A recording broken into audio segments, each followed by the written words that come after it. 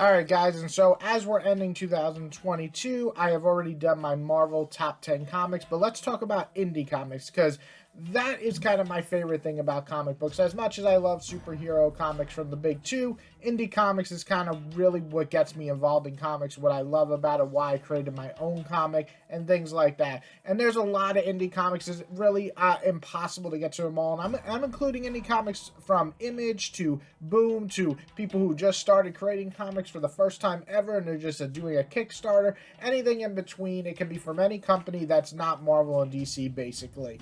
And today I'm really going to go over the 10 that I loved, but as always, I want to talk about a couple of honorable mentions. And starting off my honorable list is Radiant Red, and this one's a nice little surprise. I really enjoyed it. It's kind of building up the character in the Radiant universe that they're creating here, and she's kind of a very different character than you expect. She's not just the, oh, I'm going to be a good girl and be a good hero and save the world. No, it's not like that. She has thoughts. She has to process things that she's done to help people in her life, and I really like that. A lot of the decisions she makes aren't the ones that you might expect from a superhero type comic. Another one I really enjoyed this year is Crimson Cage, and I think I really enjoyed this one because I'm a huge fan of horror. This has a lot of horror elements mixed with wrestling, and that's really a cool idea that you don't really see often. Really, the only negative to this series for me is that it felt like it went too fast. Like if this was spread out between two more issues, then we really get a story that I can just fall in love with the characters. But saying that, I really did enjoy what we got here, and if you're a fan of horror, or if you're a fan of wrestling, or a fan of both, check this one out. And the last one I want to put on this list is Radiant Black. Now, Radiant Black is the flagship title of the universe that is created now, but I really enjoyed this one. It kind of surprised me, but it didn't quite capture the same feeling I felt with the first volume and the last two volumes, but I still really enjoyed it. I still have a good time. I think this is a cool world, very reminiscent of the Invincible series that I absolutely love and adore, and more of that is always a good thing. But starting off with my number 10 is King Spawn. Now, King Spawn really has surprised me. A lot of people really seem to enjoy the video I made about Spawn, if he's worth reading in this day and age. And though I have conflicted opinions if you should go back and read it all, King Spawn is that exception that I really enjoy. Now, there's a couple of different spin-offs of Spawn right now, but this to me is the one that closest to it anyway, brings that edginess of the 90s, but still has the writing of today. Still has that serious character development that I like, but with the edginess and murder and death of the 90s. So I love that mix. Also, the art is fantastic. There's some really cool and brutal fight scenes in this series, and I just enjoy it for what it is. If you're a fan of Spawn, or if you ever want to get into Spawn, I think King Spawn is one of the most accessible series to get into, but also one of the best Spawn series that I've ever read. And swinging in at number 9 is Swing. Now, Swing has ended up on my list before, or different lists, but this was the ending to the first Swing series. Now, we are probably getting more, as said at the end of this series, but this kind of finishes up the main story of these two characters, a husband and wife who eventually get into swinging into their lifestyle, and it's done in a pretty mature way that I really enjoy. I mean, it has the sex scene, so if you're not into that, if you don't want to see that, the series isn't for you. But if you can enjoy that and embrace sexuality and also just have a really mature and fun story about marriage, I think this series really will work for a lot of you guys, and I enjoyed it personally. My wife also has read it and really enjoyed it. I think anybody who just kind of likes that slice of life drama comedy is going to enjoy this series. So check out Swing if you haven't yet. It's ended up on my other list before, but this is the end of the first Swing series in the universe of Swing, and it's definitely worth reading. And coming at number 8 is The Closet. Now, I'm going to pronounce your name James Tinian. I hope I said that right. I'm probably saying it wrong, and if I am, I am so sorry. This man has come out swinging these last few years. Now, he's always been a pretty solid writer, in my opinion. I really liked his detective comics. I even liked his Batman run, and I enjoyed most of his Big Two stuff, or at least DC stuff. I don't think he's ever written for Marvel. But his indie, his creator-owned work, is where it's at. And The Closet is a 3-issue series that I had really no expectations for. I really enjoyed the artwork, and I enjoyed the look of it, and that was done by Gavin, which, by the way, if you haven't seen my interview, check it out. You can see even more pictures of this awesome series. But I was so surprised that the mix of this weird kind of alien-looking creature on the cover of this is the demon that is kind of haunting this kid. And this series obviously has a lot of layers. It's not about well, you know, I'm not going to spoil it. I don't want to get too deep into it and spoil it, but it has a lot of metaphor. If you like things like the Babadook or things like that, which are some of my favorite horror movies, then I think The Closet is very much worth reading. And I also think the art style really reflects it well. And again, it's only 3 issues, so it's just 1 volume. I don't think we're getting any more of this. If you want to check it out, it's all collected in 1 little book. You can pick up right now. And if you like horror, I really think, or at least I guess they call it elevated horror now, then check this out. It's definitely worth it. And coming in at number 7 is Rogue Sun. So Ryan, who has done masterful work on the Power Rangers in the last few years, has come in to create his own creator-owned title. And what better universe than the Radiant world? Because this is basically a mix of, like, to me, Invincible, Power Rangers, Guyver, like mixing all these crazy cool ideas together. And Rogue Sun is possibly my favorite thing to come out of it since the first volume of Radiant Black. I think this is the most interesting character we get, a very different character, or I'd say a very, not broken, but misdirected character, a character who grew up pretty much not enjoying his life all that much, but he loves one thing, his mother, and when he gets these powers to be a superhero, how does he react? Is he going to just become brave and heroish? No, he's going to react like who he is, and I really like the growth that you see in just the first arc. Now, I haven't read some of the newer issues, but where we're at right now, this is one of the more interesting superhero origins, if you could call it that. I just kind of jumps right into it, but I really enjoyed this. If you're a fan of the Radiant Black universe, this is one that you should pick up. It's my favorite one, and even though I liked Radiant Red and think it's a very solid story, this one really elevated it for me.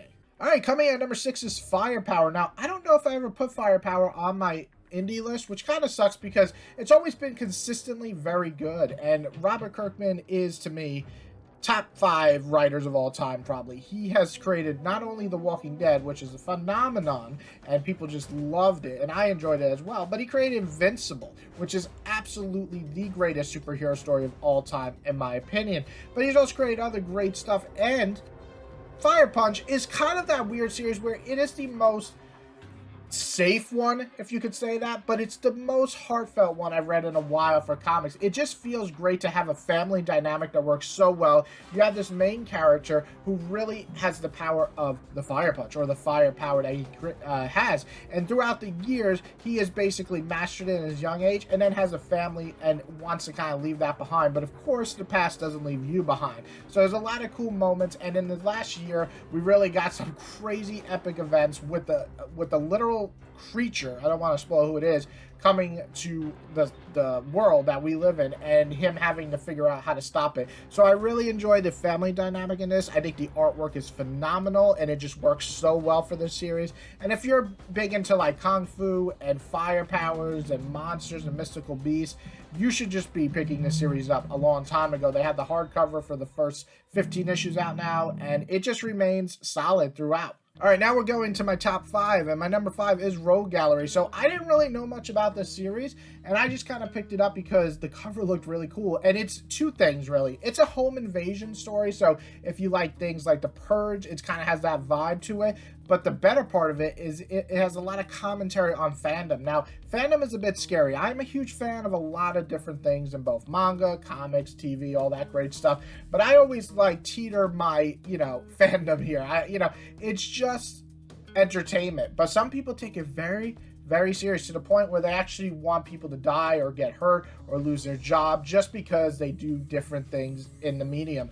And so it's really an interesting look of how it all goes. And the main character is probably one of my favorite in a while because she feels so human that it just worked on all the levels. Now, the home invasion part of the story is brutal and a lot of fun and exciting, so I really enjoyed that. My only real negative, if I could say it, is that, again, it feels like another issue really would have helped give the story even more of a push to make it better than it was, but I still really enjoyed it. End up on my top 5 indie, so that says a lot, and you guys should definitely check it out. It's a one-and-done series. It is definitely worth picking up right now. All right, number 4 is Deadly Class. Now, this has been on my list a few times over the years, and this is the final year for Deadly Class. This is the end for Deadly Class, and it ends in a fashion that I pretty much expected it how it end, but it still nailed it. It still gave me the feels. It still made me sad. It still made me smile. It still made me laugh at points. It just had all the elements that I love about Deadly Class. Deadly Class is not an easy read. It's a lot of depression, a lot of people hating themselves, a lot of trying to get over that, a lot of just trying to fit in,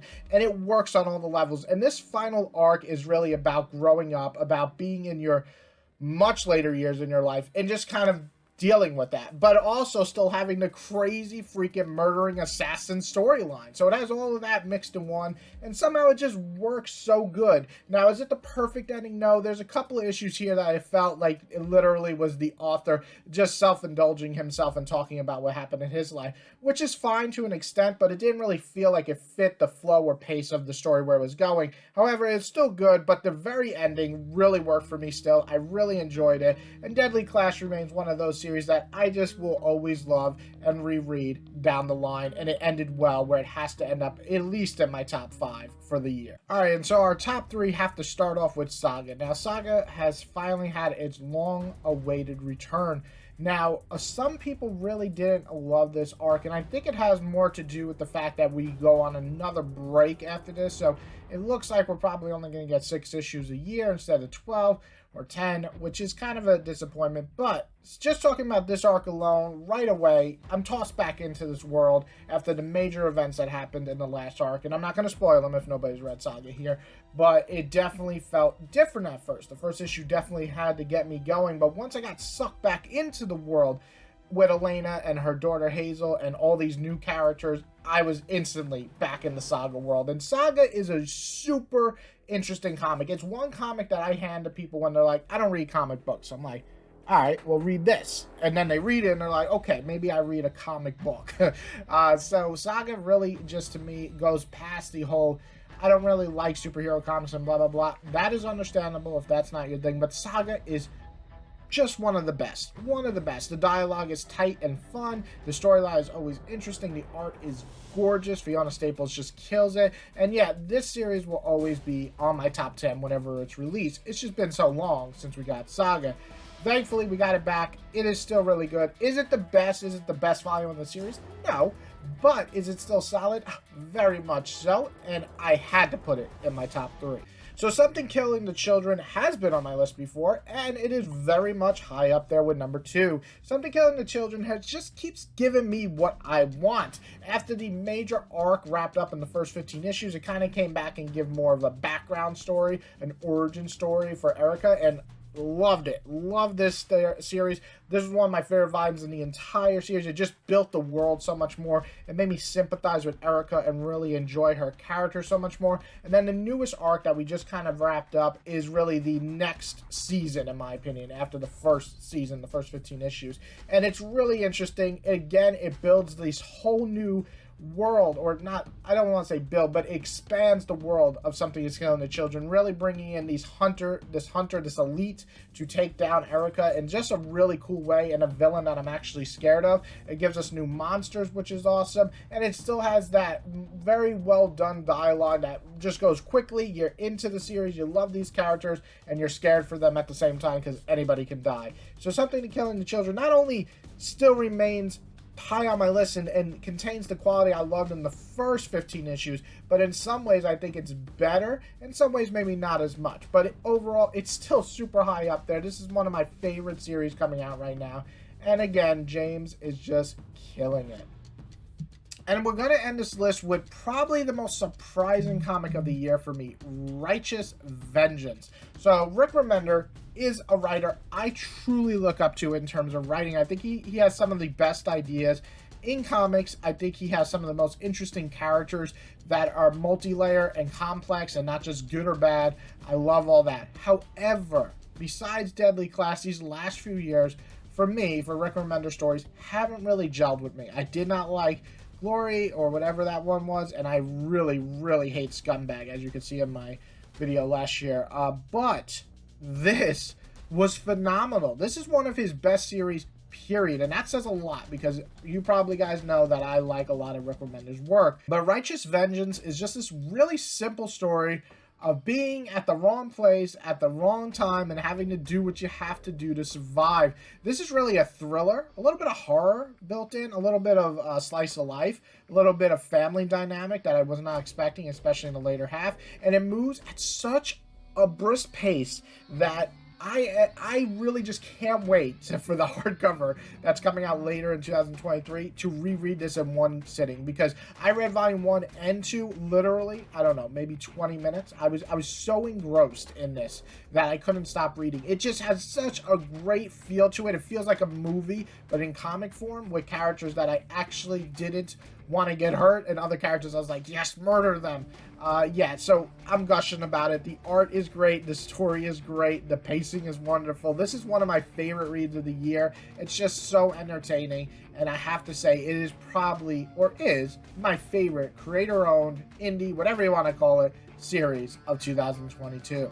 Now, there's a lot of comics. There's a lot that I didn't even get to. I never got to catch up with Power Rangers. I never got to catch up with Teenage Mutant Ninja Turtles. Those are series that I absolutely loved. I just didn't catch up. Department of Truth, I am behind. So those series I never really got to catch up and read. And that's a shame, because I hear a lot of great things about them this year. But thus is the life of a comic reader who loves to read everything. It is hard to catch up on anything. But what do you guys think? What are some of your favorite comics of the year that aren't Marvel or DC? And it can be, Kickstarter that you supported and loved. It could be a Boom series. It could be an Aftershock. Well, after the events of what happened with Aftershock, I don't know if anybody have many stories in there, but it could be anything. Image, I don't care. I just want to see it listed below. You can do a top 10. You can do a top 5, top 3, or your favorite comic, whatever you want to do. Or if you didn't like any comics this year, I urge you to read some of the ones I listed here, because they're great. I hope you guys enjoyed the video. If you did, you know the thing. Hit that like button, hit that subscribe button. And if you love me, come back for more. I got more comic book videos coming out. The last one that I want to get out for the top 10 of the year is DC. I am trying my best to read through it all. There's so much DC this year, and so much stuff that I actually am very surprised I'm enjoying. So this list will be the hardest for me to create this year. But I hope you guys enjoyed. And I'll see you soon. Go read some comics. Woo! Oh, God. Why do I always end with, like, weird stuff? I gotta stop.